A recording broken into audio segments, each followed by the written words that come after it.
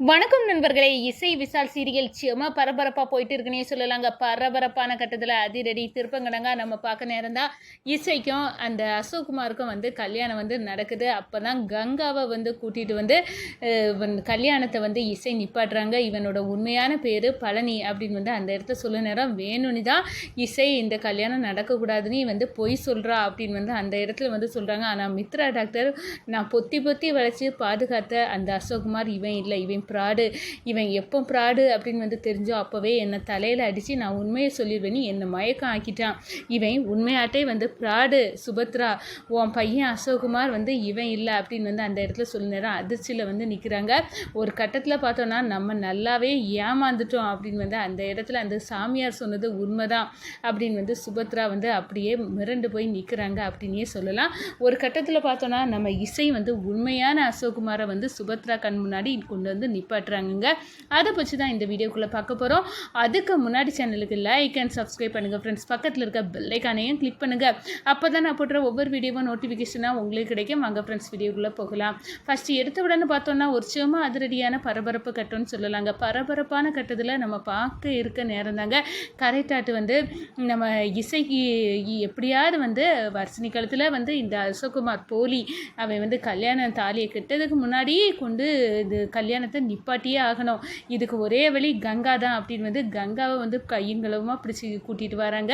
கங்கா, என்னால் ஒரு பொண்ணோட வாழ்க்கையை காப்பாற்ற முடியும்னா நான் சொல்லுறேன். அவன் என்ன மாதிரி எத்தனையோ பொண்ணுங்களை ஏமாத்திருக்கான். அவன் சொல்ல போனால் ஒரு பொம்பளை பொறுக்கி அவனை தொலியை முகத்திரையை கிழிச்சு தொலியை உரிக்கணும் அப்படின்னு நம்ம இசையோட கை கொடுத்து வந்துட்டு இருக்காங்க அப்படின்னே சொல்லலாம். இந்த சைடு பார்த்தோம்னா அசோக்குமார் தப்பிச்சு ஓடுறாங்க. ஆனால் அசோக்குமாரை மலை உச்சியில் எப்படியாவது தள்ளி விட்டு கொன்னுடணும், கதையை முடிச்சிடணும் அப்படின்னு எல்லாம் ரவுடிகளை செட் பண்ணி ஸ்ரீஜா பயங்கரமாட்டு பண்ணுறாங்க. ஆனால் ஒரு கட்டத்தில் பார்த்தோன்னா அசோக்குமார் காப்பாற்றப்படுறாங்க அப்படின்னு சொல்லலாம். இந்த சைடு பார்த்தோன்னா என் தங்கச்சி வாழ்க்கை அந்த போலி அசோக்குமார் கையால் கல்யாணம் ஆகி முடிஞ்சிடக்கூடாது, அவள் பாவம் ராகவ் கல்யாணம் பண்ணணும் அப்படின்னு எல்லாம் கனவோடு இருக்கா. அவள் வாழ்க்கையை நான் காப்பாற்றி ஆகணும், சீக்கிரம் போவோம் கங்கா அப்படின்னு அந்த இடத்துல கூட்டிகிட்டு வராங்க. நம்ம வர்ஷினிக்கு ஏகப்பட்ட வருத்தம். நம்ம ராகவோட குழந்தை வர்ஷினி வயிற்றில் இருக்குது. அப்படி இருக்க நேரம் எனக்கு இந்த அசோக்குமார் கிட்ட இருக்கிறதுக்கு போலி இவன் கூட இருக்கதே கண்டாலே எனக்கு வெறுப்பாக இருக்குது. என்ன பண்ண என் வாழ்க்கையை அக்காவாக வர முடியாதுன்னா நான் என் வாழ்க்கையை முடிச்சுக்கிடுவேன் அப்படின்னு அந்த இடத்துல வர்ஷினி நினைக்கிறாங்க. ஒரு கட்டத்தில் பார்த்தோன்னா தாலி கெட்ட நேரத்தில் அப்படியே ஓடி வராங்க. நம்ம இசை கங்காவை கூட்டிகிட்டு நிறுத்துங்க அப்படின்னு சத்தம் போடுறாங்க. என்ன அப்படின்னு திரும்பி பார்க்குறாங்க. இவன் உண்மையான அசோக்குமார் இல்லை அப்படின்னு சொல்லலாம். வேணும்னு இந்த கல்யாணத்தை நிப்பாட்டதுக்கு இசை திட்டம் போட்டிருக்கா. அம்மா நம்பாதுங்க அப்படின்னு போலி அசோக்குமார் சொல்கிறாங்க. இசைக்கு என்ன பண்ண அப்படின்னே தெரியாத நேரம் கங்கா சொல்கிறாங்க, ஏன் நீ என்னோட கணவர் அப்படின்னு நான் சொல்லட்டுமா? நீ என்ன நினச்சிட்டு இருந்த, என்ன ஏமாத்தின மாதிரி இப்போ வர்ஷினியை ஏமாத்திடலாம் அப்படின்னு திட்டம் போட்டிருக்கியா? அவன் திட்டம் எதுவுமே செல்லுபடியாகாது. பித்தலாட்டத்துக்கு எல்லாம் முடிவு கட்டத்தானே நான் வந்திருக்கேன் அப்படின்னு அந்த இடத்துல சொல்லிட்டு, இவனுக்கு ஏற்கனவே கல்யாணம் ஆகிட்டு இவனோட பொண்டாட்டி நான் தான், என்னை மட்டும் இல்லை இவன் ஏகப்பட்ட இருக்கார் வாழ்க்கையே இதே மாதிரி நாசம் இருக்கான். இவன் பணத்துக்காக எல்லாமே செய்வான். அப்படிப்பட்ட ஒரு காரியகர்த்தை இவனை விரட்டி தள்ளுங்க. வர்ஷினி காலத்தில் இவன் தாலியை கட்டிடக்கூடாது அப்படின்னு அந்த இடத்துல நான் எதுக்காக தடுத்து நிப்பாட்டினேன் அப்படின்னாலே இசை தான் காரணம். இவன் கெட்டவன் அப்படின்னு தெரிஞ்சு என்கிட்ட இந்த ஹெல்ப்பு கேட்டா என்னால் ஒரு பொண்ணோட வாழ்க்கை பாதுகாக்க முடியும்னா அது எனக்கு அதை விட சந்தோஷம் வேறு எதுவும் இல்லை. அதனால தான் நான் இப்போ இந்த கல்யாணத்தை தடுத்து நிப்பாட்ட வந்தேன் அப்படின்னு சொல்ல நேரம். அப்போது உண்மையான அசோக்குமார் எங்கே அப்படின்னு அந்த கொஸ்டின் வருது.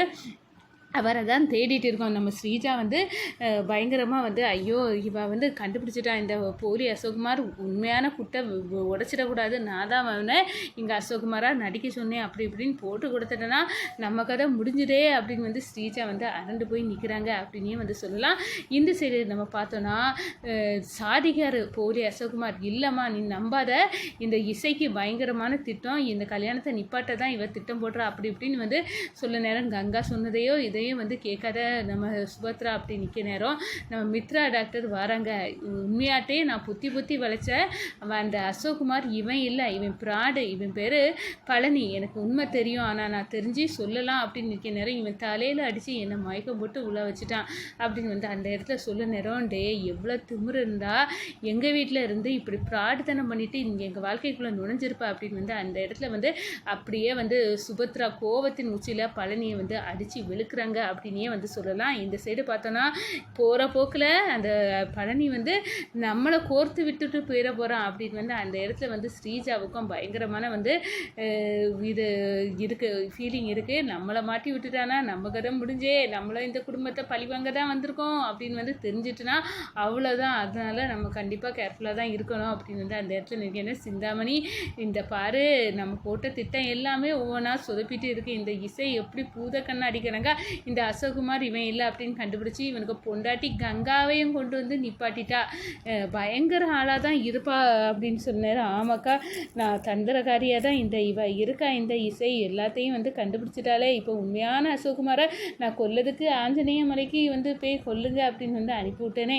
இப்போ அவனுக்கு பாடு என்னாச்சு, அவனை கொண்டு விட்டா மித்ரா டாக்டர் நான் தான், இவன் தான் உண்மையான அசோக்குமார், இவனை தான் நான் வளர்த்தேன் சுபத்ரா அப்படின்னு வந்து சொல்லிவிட்டு அந்த கதையும் முடிஞ்சு போமே அப்படின்னு வந்து யார் என்ன பண்ணாலும் சரி, கண்டிப்பாக இவங்களெல்லாம் நான் செட் பண்ணி விட்டது நான் தான், உண்மையான அசோக்குமாரை கொல்ல துணியை வந்து செய்ததை நான் தான் அப்படின்பட்ட ரகசியம் எதுவுமே வெளிப்பற்றக்கூடாது.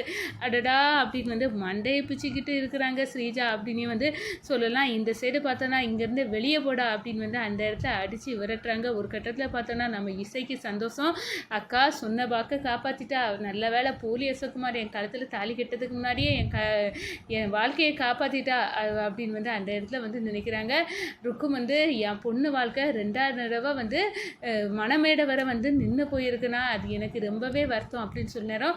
உண்மையான அசோக்குமார் வந்துடுவான், அவன் கையால் தாலி கட்ட போடலாம் அப்படின்னு வந்து சொல்கிற நேரம் நம்ம இசை ஒரு கட்டத்தில் பார்த்தோன்னா உண்மையான அசோக்குமாராக கூட்டிகிட்டு வராங்க.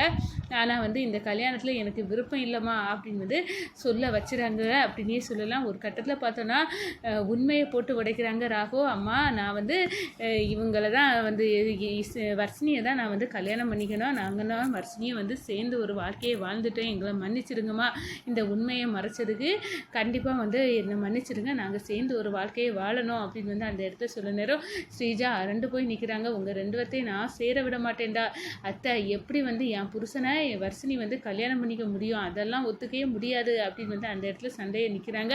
அப்போ தான் இசை புரிஞ்சுக்கிடுங்க, வர்ஷினிக்கு மனசில் ராகவ் தான் இருக்கான் அத்தை, நீங்கள் சேர்த்து வைங்க, எப்படி கல்யாணம் ஆன ஒரு நபரை இன்னொரு பொண்ணு கூட வந்து சேர்த்து வைக்க முடியும், இது தப்பு அப்படின்னு வந்து அந்த இடத்துல வந்து சொல்ல நேரம் அதெல்லாம் வந்து ஒன்றும் இல்லை, நானும் வர்ஷினியும் சேர்ந்து வாழ்ந்துட்டோம் அம்மா, எங்களை சேர்த்து வைங்க அப்படின்னு வந்து அந்த இடத்துல வந்து ராகவ் இல்லாட்டினா நாங்கள் சேர்ந்து வாழ போகிறோமா, இதுதான் எங்கள் முடிவு அப்படின்னு வந்து தெளிவாக எடுக்க நம்ம சுபத்ரா என்ன இது ஆளாளுக்கு ஒன்று சொல்லுது, எது உண்மை எது பொய் எதுவுமே ஒன்றும் புரியாமல் புதிராக நிற்கவே அப்படின்னு வந்து அந்த இடத்துல மிரண்டு போய் நிற்கிறாங்க சுபத்ரா.